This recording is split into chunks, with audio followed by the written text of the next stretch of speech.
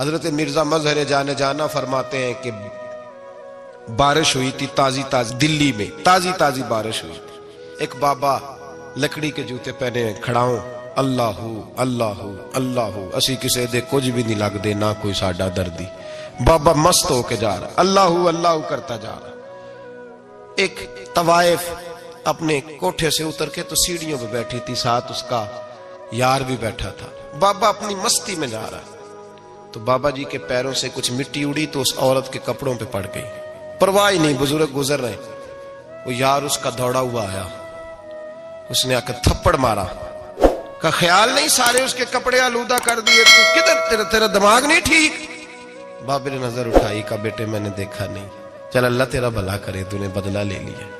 بابا جی چپ کر کے وَإِذَا خَاطَبَهُمُ الْجَاهِلُونَ قَالُوا السَّلَامَ، چپ کر کے گزر گئے. ٹھنڈ کا موسم تھا، بارش تازہ ہوئی تھی، حلوائی دودھ کاڑ رہا تھا. اس نے بٹھایا بابا جی کو پھٹے پہ، پیالہ پکڑا، دوڑ کے آگے بڑھا. بزرگ آ گئے، آئیے بیٹھیے. دودھ کا گرم گرم پیالہ شکر ڈال کے دیا. بابا جی نے دودھ پیا، پھر نظر جھکی، پھر رنگ بدلا. کہنے لگے مالک تو کتنا بے نیاز ہے، کہیں تھپڑ مرواتا ہے، کہیں دودھ پلاتا ہے. تیری بے نیازی ہے نا، ادھر تھپڑ مروایا، یہاں دودھ پلایا، تو ہی جانتا ہے تیرے رنگ کیا ہے. ابھی بابا وہیں بیٹھا تھا، دوڑے آئے پیچھے سے لوگ، شور ہوا. بابے کو دبوچ کے وہاں لے گئے جہاں اس نوجوان نے تھپڑ مارا تھا. کہا تو اللہ کا بندہ ہے، اللہ کے بندے بد دعا تو نہیں دیتے. ہوا کیا؟ کہا تو نے بد دعا دی ہے؟ کہا نہیں دی، بات بتاؤ. کہنے لگے اس نے تجھے تھپڑ مارا ہے، چھت پہ چڑھا ہے، پیر پھسلا ہے، گردن کے بل گرا ہے، منکا ٹوٹ گیا، مر گیا ہے، تو نے بد دعا دی ہے. بابا جی کہنے لگے یار میں نے تو دوسرا لفظ بھی نہیں کہا، بھلا ہو کہہ کے گزرا ہوں، میں نے نہیں بد دعا دی. کہا تو نے دی ہے تبھی تو مر گیا. کہا نہیں دی. کہا بابا تو بزرگ آدمی ہے، سچ بول. تو بابا جی کہنے لگے سچ سنو. پھر میں آ رہا تھا، میرے پیروں سے مٹی اڑی، اس کے یار کے کپڑوں پہ پڑی، اسے برا لگا، اس نے مجھے مارا. جب اس نے مجھے مارا تو میں کوئی لاوارث تو نہیں تھا، جب اس نے مجھے مارا تو میں کوئی لاوارث تو نہیں تھا. مجھے دشمنوں نہ چھیڑو، میرا ہے کوئی جہاں میں ابھی پکار لوں گا، نہیں دور ہے مدینہ. اس نے مجھے مارا تو میں کوئی لاوارث تھا کہ میرا بدلہ کوئی نہ لیتا. اس نے مجھے مارا ہے تو میرے یار کو برا لگا تو اس نے اسے مار دیا ہے، میری تو غلطی کوئی نہیں. یاروں کا جھگڑا ہے، یہ تو دوستوں کا جھگڑا ہے، یہ تو یاروں کا جھگڑا ہے، کوئی غلطی نہیں میری، کوئی غلطی نہیں. خش خش جنہ قدر نہیں میرا، اے میرے صاحب نو وڈیاں، میں تے گلیاں دا روڑا کوڑا، میں گلیاں دا روڑا کوڑا. مینوں محل چڑھایا ہے سائیاں، مینوں محل چڑھایا ہے سائیاں. فرمایا اس نے مجھے لاوارث سمجھا تھا کہ تھپڑ مار کے گزر جائے، میرا کو پوچھے گا ہی نہیں. میرے رسول پاک علیہ السلام کے بارے میں رب فرماتا ہے ابھی میں تو تیرے ہوتے ہوئے کافر کو سزا نہیں دیتا کہ تو موجود ہے. یاد رکھیں حضرت فضیل بن عیاض فرماتے ہیں ایک جوان تھا، مسجد میں آیا، لوگوں سے کہنے لگا روٹی کھلاؤ. کسی نے توجہ نہ کی. اس نے کہا میں رب بتانے والا ہوں، میری طرف دیکھو تو صحیح. کسی شخص نے خیال ہی نہ کیا. پھر اس نے کہا یار تھوڑا سوچو. نمازیوں سے کہا، اہل علاقہ سے کہا، انہوں نے کہا تیری طرح کے بڑے درویش دیکھیں. مسجد کے محراب میں وہ رب کریم کا بندہ انتقال کر گیا. جب فوت ہو گیا نا، لوگوں کا مزاج ہے بیمار کو دوائی نہیں دیتے، جنازے پہ وقت پہ پہنچ جاتے. جب کوئی گر رہا ہوتا ہے تو سہارا کوئی نہیں دیتا، جب کوئی گر جاتا ہے ٹانگ ٹوٹ جاتی ہے تو تیمارداری کو زمانہ پہنچ جاتا ہے. اور بزرگ وہ نوجوان اللہ کا نیک بندہ مسجد کے محراب میں فوت ہو گیا.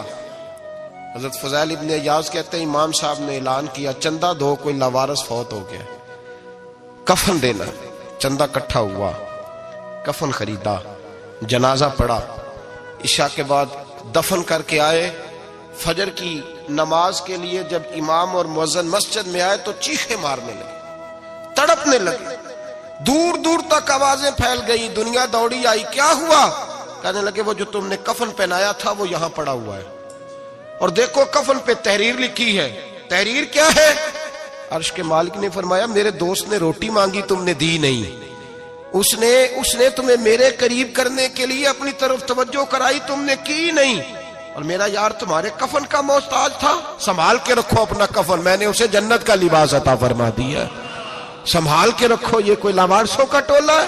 یاد رکھیں جو وارث والے ہیں، وارث والے ان کا رنگ اور ہے، جو ماننے والے ہیں ان کا مزاج اور ہے۔ اپنی زندگی لوارثوں کی طرح نہیں گزاریں، تھوڑا سا ادھر گیا تھا تو پھر تھوڑا سا ادھر گیا تھا تو تھوڑا سا، یہ کیا بات ہوئی، یہ کیا بات ہوئی؟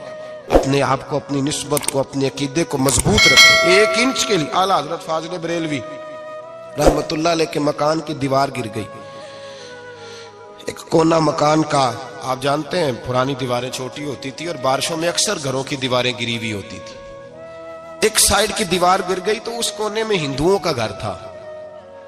اب مستری صاحب رات کو آئے، ان سے بات ہوئی تو کہنے لگے سویرے کام شروع کروں گا۔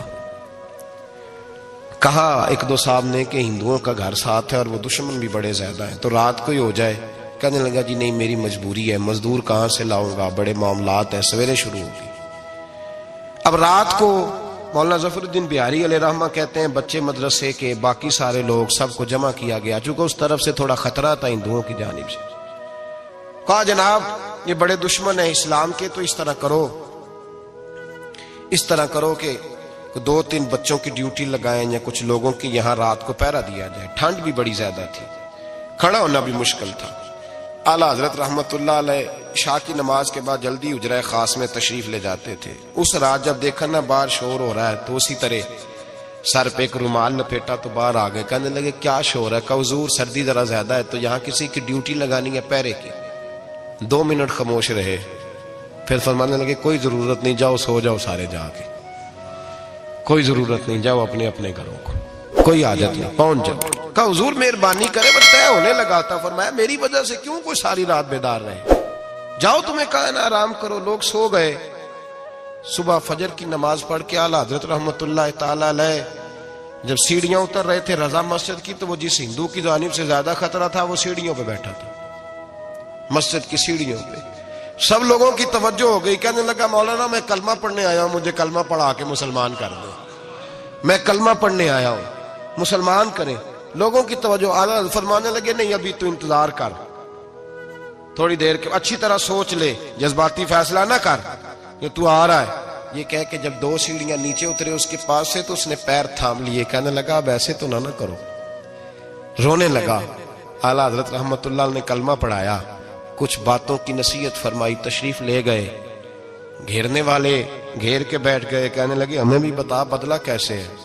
کہنے لگا دیوار گر گئی، آدھی رات کے وقت، آدھی رات تک انتظار کرتا رہا، پہرے دار کوئی نہیں، تو 2 تلواریں لے کر جب میں ان کے مکان کی جانب بڑھا، میں نے کہا آج گردن کاٹوں گا اور کاٹ کر کے نکلوں گا۔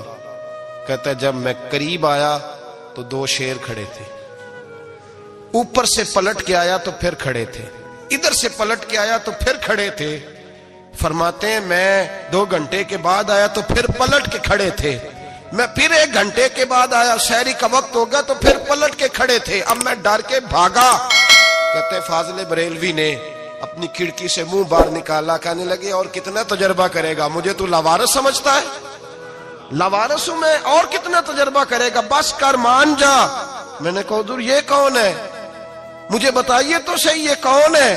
تو کہنے لگے میں نے ساری زندگی رسول اللہ کی عظمت کا دفاع کیا ہے، ساری زندگی غوث اعظم کے نعرے لگائے ہیں، ابھی تو یہ مدد صرف غوث پاک جیلانی کی بھیجی ہوئی ہے، ابھی تو غوث اعظم کی بھیجی ہوئی مدد ہے، مولا علی ابھی پیچھے ہیں، 2 جہاں کے محبوب ابھی اس سے پیچھے ہیں، وہ تو ابھی پیچھے ہیں، پیچھے کھڑے ہیں کہ ضرورت پڑی تو ہم بھی تیار بیٹھے ہیں۔ او بھائی آج رواج ہو گیا، رواج، میں نے 2-4 دن پہلے بھی کہا تھا، لوگ کہتے ہیں نہیں کوئی نہیں ضرورت، سامنے سارا کچھ نظر آ رہا ہے۔ او خدا کے بندو یاد رکھو، نسبت ہے بڑی چیز، جانے تو دو میں اگر کسی کو نسبت میسر آ گئی نا، نسبت، خالی دامن ہی مل گیا، تیرے ہاتھ میں کچھ ہے تو ہونی چاہیے نا، خالی دامن ہی تجھے کسی کا میسر آ گیا تو بچ گیا۔